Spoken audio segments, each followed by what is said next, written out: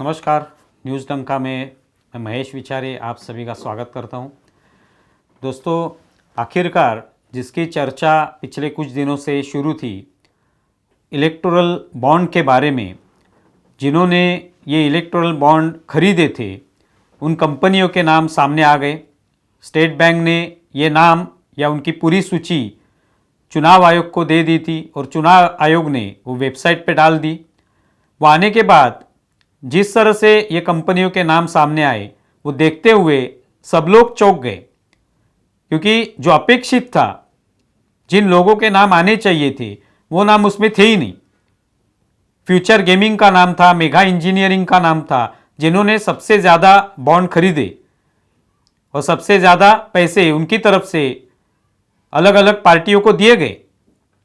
तभी किस कंपनी ने किस पार्टी को पैसे दिए हैं, किस पार्टी ने किस कंपनी से पैसे लिए, ये तो अभी तक समझ में नहीं आया और वो शायद आएगा भी नहीं, क्योंकि कोर्ट ने वो जानकारी मांगी ही नहीं थी। लेकिन अभी ये जानकारी आने के बाद विपक्ष ने जो पिछले कुछ दिनों से हो हल्ला किया था कि देखिए इस पूरे इलेक्टोरल बॉन्ड के मामले में भारतीय जनता पार्टी को कैसे करोड़ों रुपए मिले हैं, उसमें कितना भ्रष्टाचार किया है उन्होंने, उनको ही कैसे पैसे मिले हैं, अदानी अंबानी इन जैसे बड़े उद्योगपति, उनके ही पैसे जो है इन पार्टियों को मिले होंगे, तो उसकी सूची तुरंत बाहर आनी चाहिए। फिर स्टेट बैंक ने सुप्रीम कोर्ट में अपील की थी कि हमें कुछ समय दीजिए, और 30 जून तक वो देने वाले थे, लेकिन कोर्ट ने उनकी नहीं मानी और कोर्ट ने तुरंत ये सूची जारी करने को कहा। तभी सब लोग फिर एक बार विपक्ष खुश हुआ था कि देखिए अभी पूरा सच सामने आ जाएगा, बीजेपी किसी निश्चित तौर में संकट में पड़ जाएगी और आने वाले चुनाव में उनको इसका खामियाजा भुगतना पड़ेगा। लेकिन जब ये सूची सामने आई तो उसमें किसके नाम आए, तो ये फ्यूचर गेमिंग का नाम आया, जिसने सबसे ज्यादा पैसे उसमें इन्वेस्ट किए हुए, सबसे ज्यादा इलेक्टोरल बॉन्ड उन्होंने खरीदे। दूसरी कंपनी थी मेगा इंजीनियरिंग, वेदांता का भी नाम उसमें है, लेकिन कहीं पे अदानी और अंबानी इन बिजनेसमैन का नाम ही नहीं था उसमें। तो विपक्ष का पूरा जो प्लान था कि अदानी अंबानी का नाम एक बार आ जाएगा उस लिस्ट में, पहले नंबर पर ही होगा और तुरंत हम कहीं पे बीजेपी को कॉर्नर करेंगे, उन पर आरोप करना शुरू कर देंगे और फिर अपने आप ही लोगों में एक लहर फैल जाएगी कि देखो बीजेपी किस तरह से भ्रष्टाचार कर रही है। लेकिन क्या हुआ, हाथ में कुछ नहीं आया। अभी तो ये होने के बाद, या पूरी सूची जो है वो जारी करने के बाद, अभी विपक्ष कुछ नहीं बोल रहे।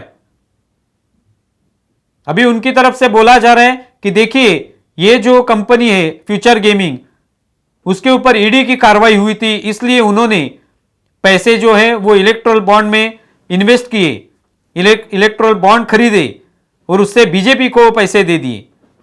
पहली बात तो ये कि ये सूची जो आई है इसमें कहीं पे भी ये बताया नहीं गया है कि जिस कंपनी ने बॉन्ड खरीदे हैं उन्होंने किस पार्टी को वो दिए हैं, किस पार्टी को उससे पैसा मिला है। ये जो संबंध है स्पष्ट नहीं हुआ है, वो स्पष्ट करने की कोई मांग भी नहीं की गई थी, ना ही कोर्ट ने कहा है। तो इसके वजह से सिर्फ कितने बॉन्ड खरीदे गए, कौन सी कंपनियों ने खरीदे, पार्टियों को कितने बॉन्ड मिले हैं, कितना पैसा मिला है, यही जानकारी सामने आई है। दूसरी बात यह है कि यह जो पैसा आज किसी कंपनी ने इलेक्टोरल बॉन्ड खरीदने के लिए उपयोग में लाया है, तो यह पैसा पूरी तरह से कानूनी है, यह कोई काला पैसा नहीं है। हर पैसे की उसमें जानकारी है सूची में। इसका मतलब है ये पैसा जो है, भले ही उनके पास काला धन हो, लेकिन वो आज सफेद हो चुका है। यही तो हर कोई चाहता है कि कोई काला धन अपने घर में छुपाए रखे, तो गैर कानूनी होता है। लेकिन वो अगर सरकार को दे दे, सरकार को दिखा दे कि ये मेरे पास धन है और ये आप रख लीजिए, मैं इसके माध्यम से टैक्स भर देता हूं या बैंक खाते में जमा कर देता हूं, तो अपने आप ही वो सफेद हो जाता है, मुख्य प्रवाह में वो आ जाता है। कि इसमें गलत क्या है? इसमें सिर्फ एक ही बात विपक्ष की थी कि उनको जलन हो रही थी कि भारतीय जनता पार्टी को सबसे ज्यादा चंदा कैसे मिला, 11,000 करोड़ रुपया भारतीय जनता पार्टी को कैसे मिला। हमें तो कुछ नहीं मिला है। तृणमूल कांग्रेस को लगभग 3,000 करोड़ रुपया मिला है, कांग्रेस को मिला है। बाकी जो छोटी छोटी पार्टियां उनको बहुत ही कम चंदा मिला है। तो यह जलन थी उनमें। लेकिन ये जलन होना यानी भ्रष्टाचार सिद्ध होना नहीं होता। भ्रष्टाचार कहां हुआ है यह बताना पड़ेगा आपको।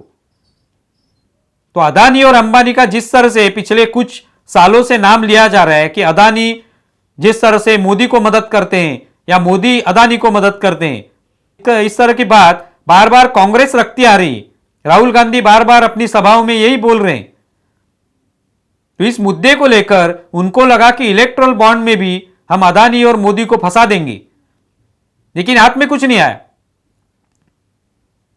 और आने वाला भी नहीं। विपक्ष की यही कमजोरी है कि वो बार बार ऐसे मुद्दे उठाते हैं जिसमें वो खुद ही फंस जाते हैं, खुद ही एक गड्ढा तैयार करते हैं और उसमें गिर जाते हैं।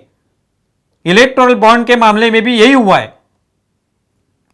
अभी बाकी कुछ भी आरोप कर लें, लेकिन यह स्पष्ट हो गया कि पहाड़ तो खोद लिया बहुत बड़ा, लेकिन उसमें से निकला क्या? चूहा। तो विपक्ष को अभी चूहा हाथ में आया है और कुछ नहीं। आप इसके बारे में क्या सोचते हैं जरूर बताएं। हमारे वीडियो ज्यादा से ज्यादा शेयर करें और हमारा YouTube चैनल सब्सक्राइब करें। धन्यवाद।